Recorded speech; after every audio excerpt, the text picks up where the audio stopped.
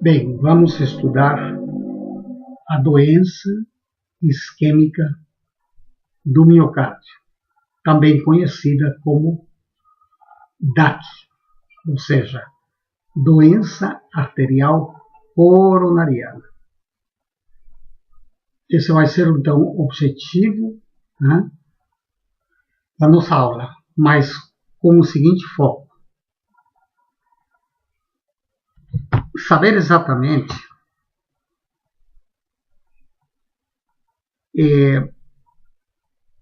qual é a forma de apresentação desta entidade ao médico ou ao serviço de saúde. Esta forma de apresentação, o diagnóstico da maneira como ela se apresenta, é fundamental para o prosseguimento da investigação, tanto clínica quanto laboratorial, e da instituição de uma terapêutica adequada. Então, uma forma de apresentação seria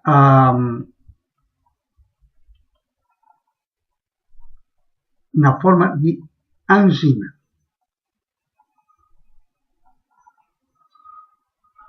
Outra forma seria o infarto agudo do miocárdio. Outra maneira de apresentação seria o que é denominado como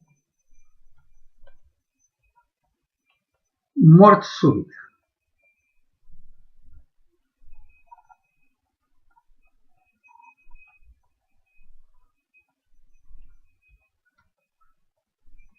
Pois bem, e outra forma é a denominada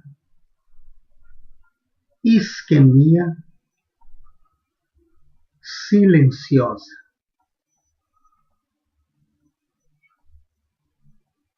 Isquemia silenciosa. E, finalmente,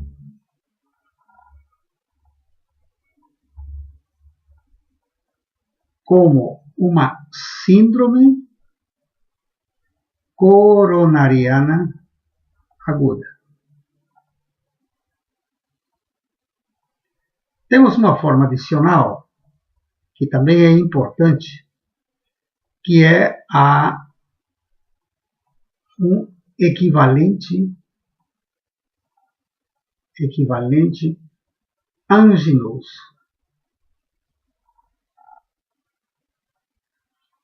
Em outras palavras, a doença isquêmica do miocárdio, também conhecida como DAC, ou doença arterial coronária, ela pode se apresentar no serviço de saúde ou através de uma angina, através do infarto agudo do miocárdio,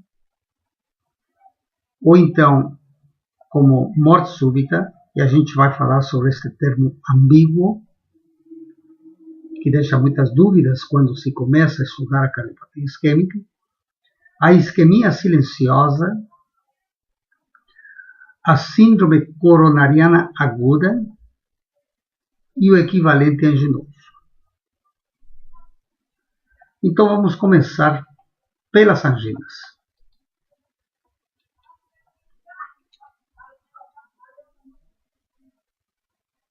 As anginas,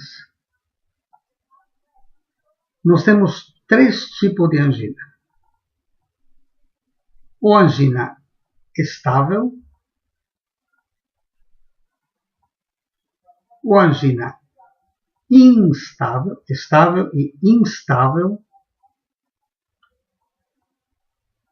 e temos a angina variante.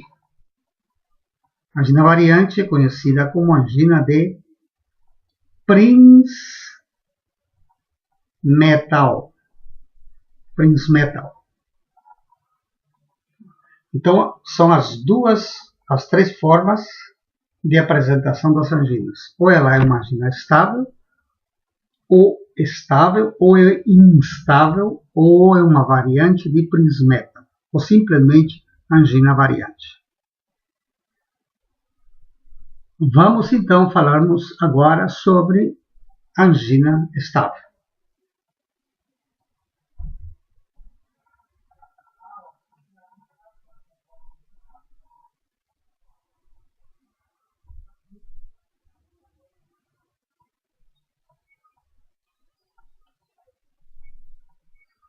O que é angina estável? Bem, primeira coisa que nós temos que compreender é, afinal de contas, o que tem no vaso na angina estável. Nós temos, na verdade, uma placa aterosclerótica, a qual se interpõe ao fluxo do sangue, levando a uma obstrução. Em decorrência disso, o primeiro momento para a preservação das fibras miocárdicas é a diminuição do metabolismo.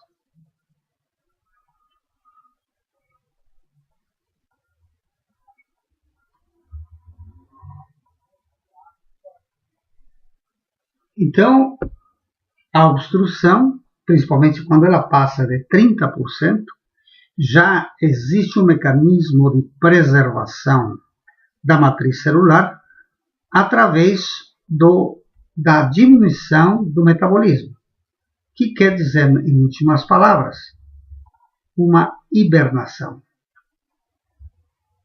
Então, a fibra miocárdica entra em hibernação. Então, esse é o processo isquêmico. Isso quer dizer que, enquanto o indivíduo está realizando algumas tarefas que não impedem que o sangue chegue de alguma forma adequadamente ao coração, a fibra miocárdica, ela atenda às necessidades metabólicas que estão diminuídas. Porque esta questão da angina estável é uma relação entre demanda e oferta. Enquanto a oferta for suficiente para manter a demanda, que na verdade está diminuída no caso de uma obstrução, enquanto isso ocorre, existe um equilíbrio vital, denominado de equilíbrio vital. Então o paciente é assintomático. No entanto, se o indivíduo ultrapassa a demanda e a oferta não é suficiente para essa demanda, aparece a isquemia. A fibra se torna isquêmica. E o efeito da isquemia se traduz por dor. Dor precordial com características variadas. Geralmente ela pode estar circunscrita apenas ao precórdio, em aperto, ou então poderá irradiar para os membros superiores, poderá irradiar para a mandíbula, poderá, às vezes, ser representada por uma dor epigástrica, dependendo da localização da isquemia. Isquemias que aparecem na região inferior do ventrículo esquerdo, ou parede diafragmática, também conhecida, elas podem se apresentar como dor epigástrica. Aliás, existe um ditado que toda dor acima do umbigo para cima, pode representar uma dor isquêmica do miocárdio. Pois bem, então, classicamente, nós temos um indivíduo que refere, quando ele vai no consultório ou no ambulatório, que quando ele anda, ele caminha, vamos imaginar que ele é um indivíduo que costuma andar em volta da praça, perto da casa dele. Quando ele atinge 400 metros, ele sente uma dor opressiva que faz com que ele sente no banco da praça e após uns 5 minutos ele se recupera, não tem mais dor e ele poderá até inclusive retomar a caminhada. Ou então ele tem uma discussão no serviço, com colegas, com chefias, ou então em casa mesmo, com a esposa, com filhos, né, tem alguma discussão mais acalorada e ele se sente mal. Esse sentir mal é dor precordial. Ou seja, é uma dor que aparece aos esforços e às emoções, às grandes emoções. Essa é a característica. E, além disso, tem uma característica de tempo, que é fundamental que se entenda, porque também faz parte da orientação terapêutica e laboratorial desses indivíduos. Que, para ser denominada angina estável, tem que ter essas características que eu disse, mas também ela tem que ter aparecido há mais de 2 meses. E nas últimas 48 horas não pode ter tido um aparecimento de dor. Então, esta é a característica da angina estável em termos de tempo. Ela tem aparecido, o paciente se queixa que há 3 meses, há 4, há 5, há 8 meses, enfim, há mais de 2 meses ele começou a apresentar esses sintomas e não teve nenhum episódio parecido há menos de 48 horas para caracterizar a angina estável. Bem, vejamos então a angina instável.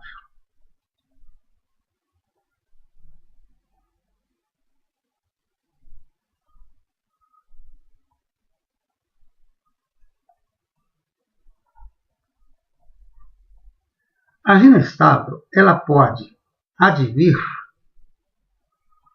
de uma angina estável que mudou as suas características. Então, por exemplo, o indivíduo referia que ele apresentava dor quando andava 400 metros, como falamos. E de um tempo para cá, ele começou a apresentar aos 300 metros, aos 250, aos 200, ou seja, ela vem tendo um perfil de uma angina acelerada. Então, trata-se de uma angina que era estável e que mudou alguma coisa nela. Ou então, trata-se de uma angina de recente começo.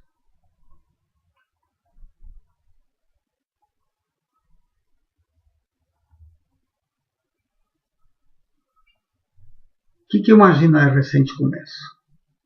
É aquela angina que apareceu há menos de 2 meses, mas que não houve nenhuma queixa parecida nas últimas 48 horas. Isto aqui é denominado de angina de recente começo. Ou seja, o paciente refere que há menos de 2 meses ele começou a apresentar dor. E também temos aquela angina que se apresenta também no repouso. Mas dentro desta questão de tempo, há menos de 2 meses e há mais de 48 horas. Quer dizer, são indivíduos que apresentam angina de recente começo, ou mesmo acelerada, mas que também podem apresentar dor no repouso. E por que isso? Porque, diferentemente da angina estável, o que este indivíduo tem dentro do vaso? Ele sofreu uma ulceração da placa com hemorragia intraplaca, imediatamente vai até o local o mecanismo de defesa da coagulação, que são as plaquetas, com formação de trombo. Então, angina instável é sinônimo de quê? De trombose.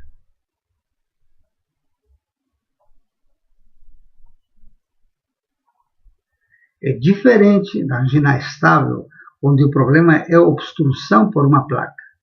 Aqui é uma obstrução por trombo. É evidente que este indivíduo está correndo um sério risco, diferentemente da estável, um sério risco de infartar em qualquer momento. Obviamente que então as condutas são totalmente diferentes de uma angina estável e de uma instável. A angina estável, ela poderá ser controlada com medicamentos, com mudança de hábito de vida, com melhorar as taxas de colesterol, triglicérides, HDL, etc. Né? Reduzir o fumo, reduzir a hipertensão arterial. Então, o tratamento será mais conservador. Aqui não. Aqui nós temos uma situação que precisa ser resolvida o mais brevemente possível. Temos que investigar, ir até o final, fazer exames mais invasivos para determinar a gravidade e a possibilidade de fazer uma revascularização.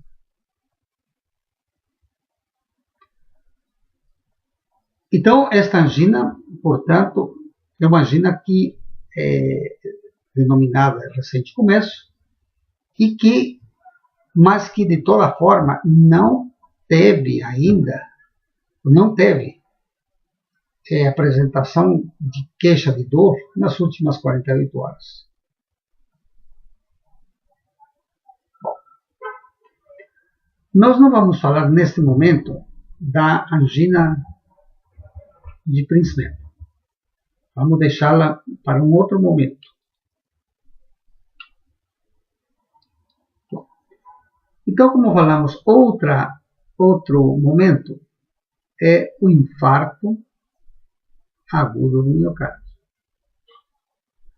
O infarto agudo do miocárdio é o final,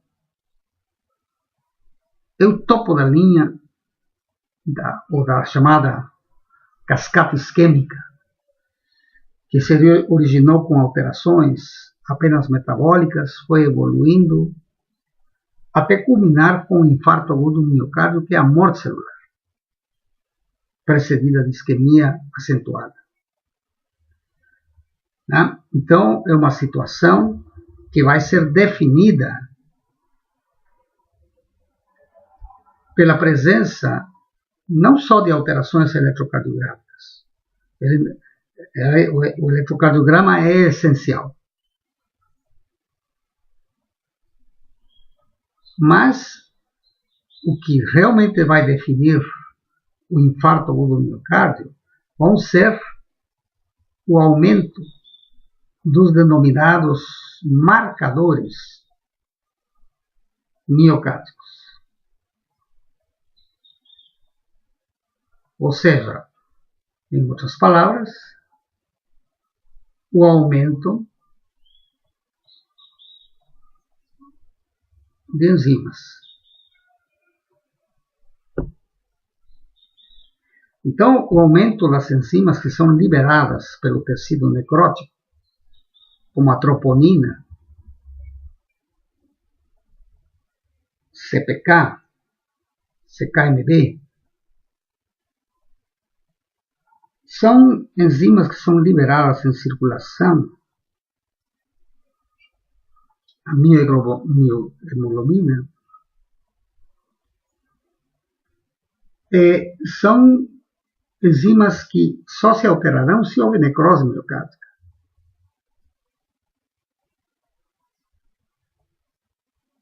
E o paciente, evidentemente, que poderá,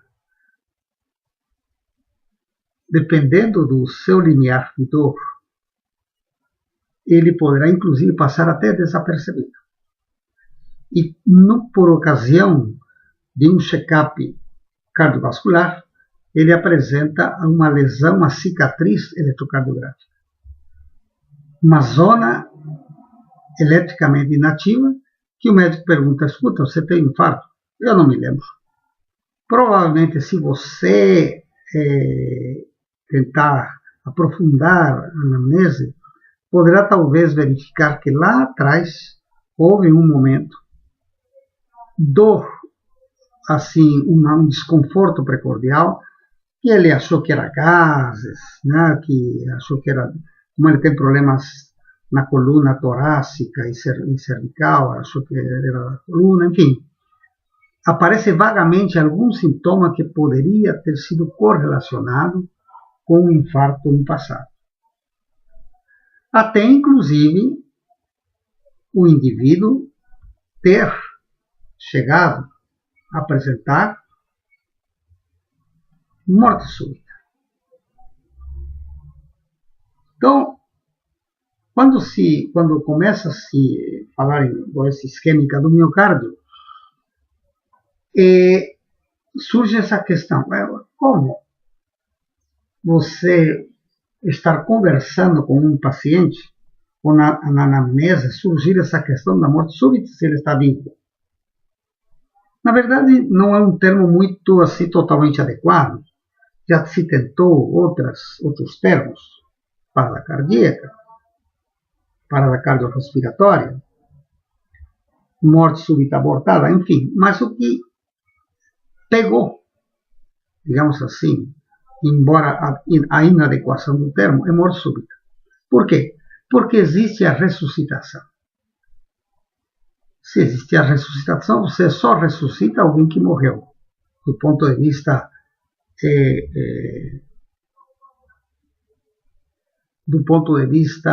da linguagem. Bem, então, na história clínica poderá aparecer a questão da morte súbita. E aqui vamos falar já da chamada isquemia silenciosa, que, como vocês se lembram, é outra das formas de apresentação da cardiopatia isquêmica. Veja, se o teu paciente teve um infarto hoje, ou teve uma morte súbita hoje, e foi ressuscitado, o que ele tinha ontem? É pouco provável, né? É pouco provável que o indivíduo tenha tido isso sem que tenha uma lesão prévia na coronária.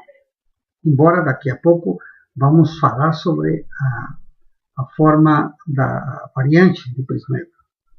Mas, em linhas gerais, esse problema foi precedido por uma obstrução coronariana e, de repente, por uma ruptura de placa, ou fissura de placa, uma trombose aguda que fez obstrução coronariana e levou a um infarto.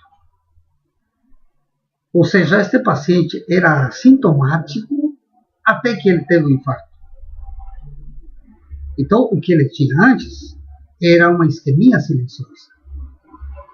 Ou então, são indivíduos que vão realizar um check-up, fazem um eletrocardiograma, o qual apresenta algumas alterações inespecíficas, é submetido a um teste ergométrico, um teste na esteira, e se verifica que ele apresenta alterações eletrocardiográficas isquêmicas ao esforço, acompanhadas ou não de dor. Esses pacientes ou já foram ou são submetidos a um estudo ecocardiográfico. E o estudo ecocardiográfico demonstra que existe alguma área, algum segmento ou vários segmentos que não contraem adequadamente, que são hipocinéticos. Bem, o que é isso aí? Na verdade, isso aí é hibernação. ou seja, ele tem um tecido hibernante. Mas como ele não tem nenhuma queixa, então obviamente que ele tem uma isquemia silenciosa. Ou então é um paciente que, após o teste ergométrico, ou mesmo por algum motivo ele foi fazer isso antes, ele foi fazer uma cintilografia miocárdica. A cintilografia miocárdica usa alguns radiofármacos, como o tecnésio, o qual ele, se o metabolismo estiver normal, ele se distribui homogeneamente em todas as fibras miocárdicas. Se uma fibra miocárdica tiver abaixado o metabolismo, ele mostrará áreas de hipocaptação do radiofármaco. Então, este paciente submetido a um esforço, primeiro no repouso, um esforço, e se verifica a captação desse radiofármaco. Então, ele poderá mostrar áreas hipocaptantes no repouso ou durante o exercício. Então, este indivíduo, isso é sinônimo de áreas hibernantes que serão, de agora em diante, denominadas de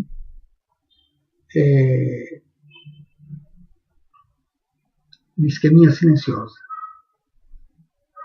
Bem, o que eu quero colocar também é que esses indivíduos que tiveram morte súbita ou que tiveram um infarto agudo do miocárdio, mas não tiveram nenhum sintoma que precedeu o infarto ou a morte súbita,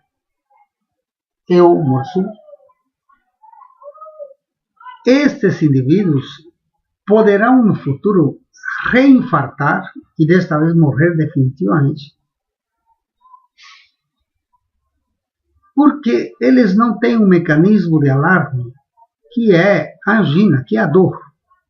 A dor em todo lugar do organismo é um mecanismo de alerta. Isso quer dizer o quê? Isso quer dizer que esses indivíduos terão que ser acompanhados de uma forma mais estreita e vão ter que ser submetidos a exames mais rotineiros, mais frequentes, visando verificar se existem outras áreas, afora aquela que o indivíduo infartou, que são áreas acinéticas, que não mexem mais, ou então que foram recuperadas através, em parte, pela desobstrução, né, da coronária, ou pela revascularização, melhor, foram recuperadas em parte. Né? E se eles aparecem com outras áreas hipocaptantes ou hipocinéticas. Então, a isquemia silenciosa faz parte de um capítulo à parte da doença, da apresentação da doença isquêmica e que deve ser cuidadosamente procurada. E nós temos agora a denominada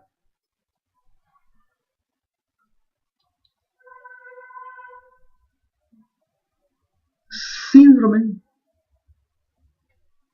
coronariana aguda. Síndrome coronariana aguda será toda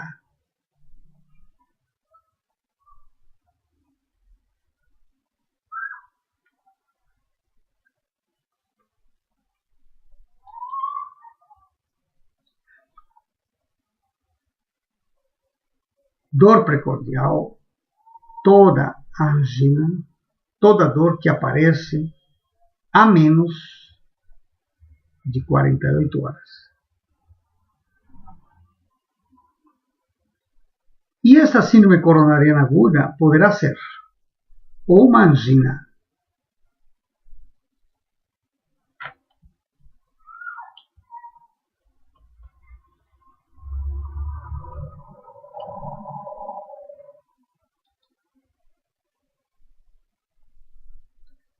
instável, ou um infarto agudo do miocárdio, ou uma variante, uma angina variante.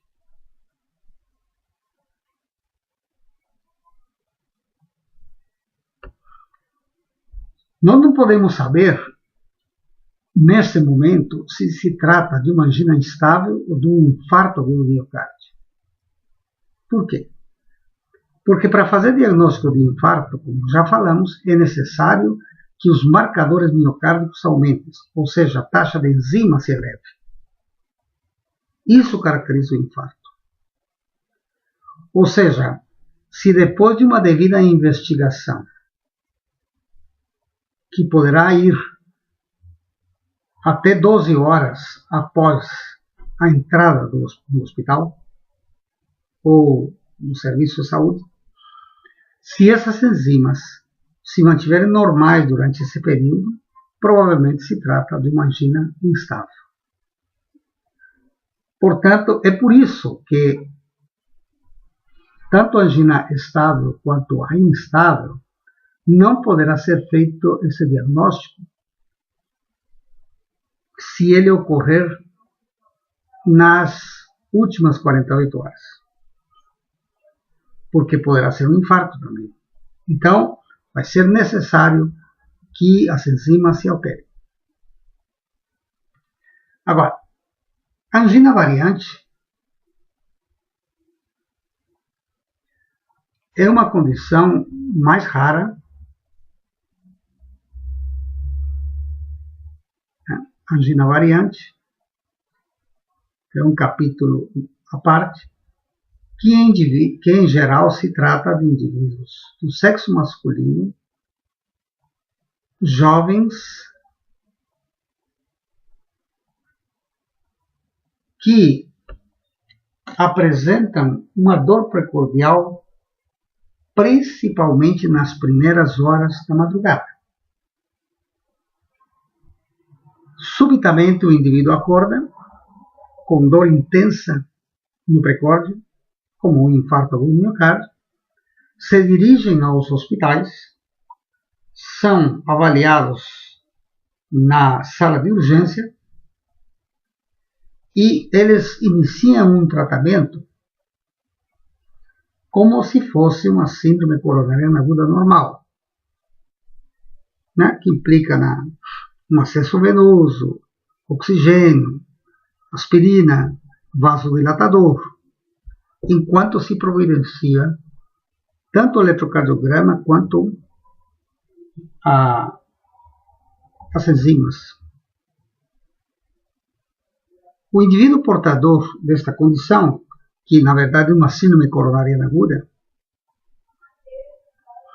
ele vai ter uma característica um pouquinho diferente. Além de ser jovem,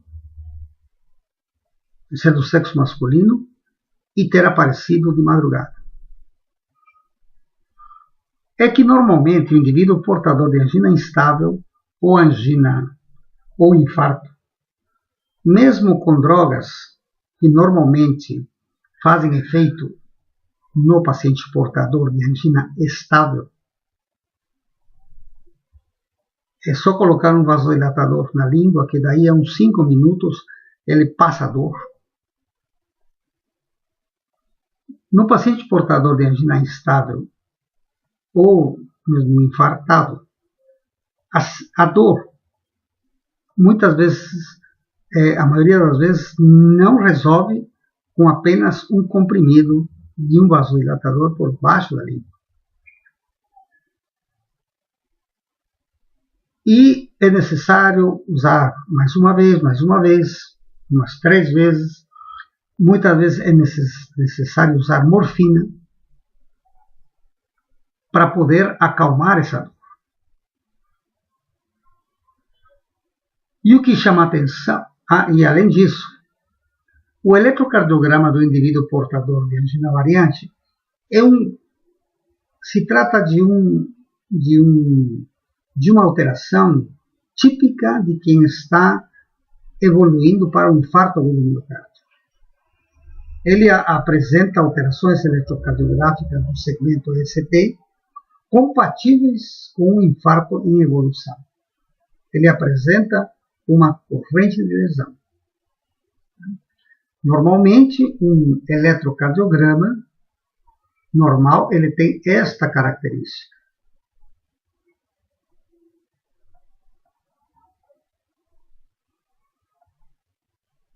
A onda T e este segmento aqui, chamado segmento ECT, fazem parte da repolarização ventricular. No entanto, esses indivíduos apresentam o que é denominado de uma corrente de lesão, que é um supradesnível do segmento ECT, que é típico do indivíduo que passa de uma isquemia mais simples para já quase uma necrose. Essa é a corrente de lesão. É a característica eletrocardiográfica. Pois esses indivíduos portadores de angina variante apresentam um supradesnivelamento do segmento CT que o médico, ao estar diante de um paciente desse tipo, já tem uma sugestão, embora ainda o diagnóstico é de uma síndrome coronária aguda, que o indivíduo está evoluindo para um infarto. Surpreendentemente, este indivíduo, após o uso do vasodilatador, minutos depois, desaparece totalmente a dor. E ao traçar um novo elétron, o eletrocardiograma é normal de novo.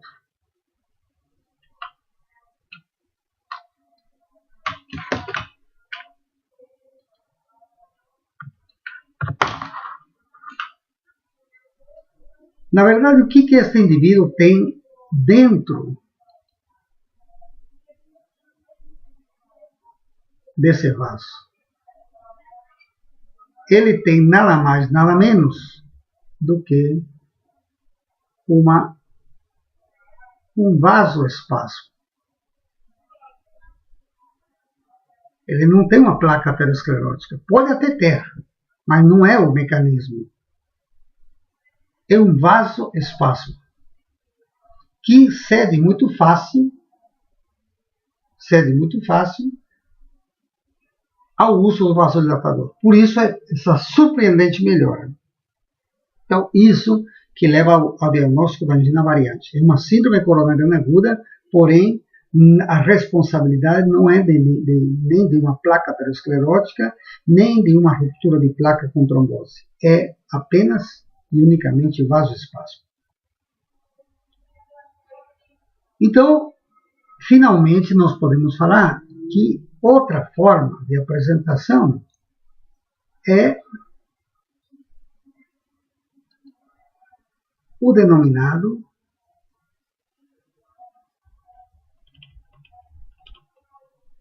equivalente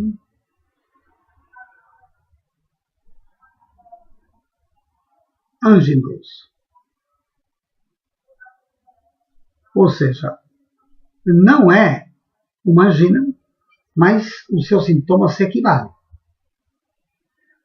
Por exemplo, o equivalente anginoso é mais frequente em indivíduos que não têm dor.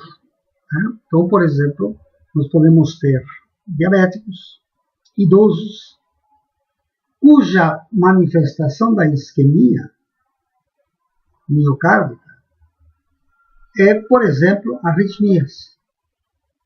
Então, era um indivíduo que não tinha absolutamente nada e de uma hora para outra ele começa a fazer arritmias. Então, é claro que dentro de um contexto clínico, né?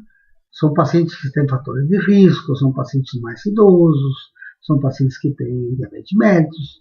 Não é qualquer indivíduo que apresenta arritmia, que aliás a arritmia é muito frequente na população, já seja um equivalente anginoso. Não, estamos falando dentro de um contexto da clínica. Então são indivíduos que, embora tenham diversos fatores de risco, obeso, etc. e tal, não apresentam dor, mas eles apresentam arritmia. Ou seja, aquele local isquêmico pode trazer alterações iônicas intrínsecas que levam a transtornos do estímulo elétrico. Portanto, se torna uma arritmia, uma alteração do ritmo do coração. Então, em todo indivíduo idoso, né, que apresenta na sua evolução arritmia, temos que investigar a possibilidade de ter uma doença isquêmica do miocárdio. E outro é a insuficiência cardíaca.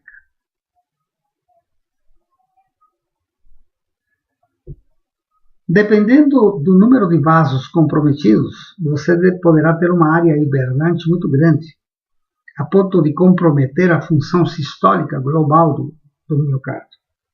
E o indivíduo começa a apresentar sinais típicos de insuficiência cardíaca. Então, indivíduos que muitas vezes são taxados de serem portadores de uma miocardiopatia, ou seja, uma doença muscular, que em geral ela é de causa desconhecida, muitos deles poderão ser coronarianos. Então, em tese, todo indivíduo que começa a apresentar insuficiência cardíaca tem que ser afastada esta possibilidade de ter uma doença coronariana. Então, arritmia e insuficiência cardíaca são entidades que aparecem em outras situações que não a doença cardíaca isquêmica, mas também podem aparecer. Portanto, são denominadas de equivalentes anginosos. Então, com isso, nós concluímos a nossa apresentação de doença arterial coronariana no sentido de quais são as formas que se apresentam aos serviços de saúde.